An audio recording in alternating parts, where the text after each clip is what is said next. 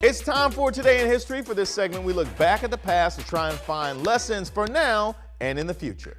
Today is October 19th, and it was on this day in 1960 that Dr. Martin Luther King was arrested in Atlanta after refusing to leave his seat at a department store's segregated lunch counters. Now, I still don't really quite understand department stores even having lunch counters. Like, hey, when you getting your lunch? Sears.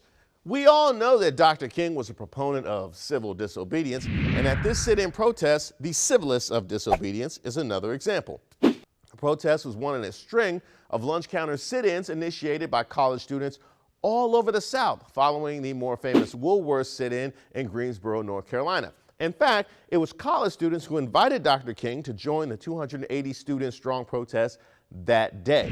50 of them were arrested with him under a 1960 law that made refusing to leave private property a misdemeanor offense. Charges against 16 of the protesters were dismissed at their first court appearance, but Dr. King was sentenced to 6 months of hard labor for violating a probation on charges he picked up earlier that year. However, presidential candidate John F. Kennedy lent him a hand to get out of sentencing after Dr. King's family contacted him.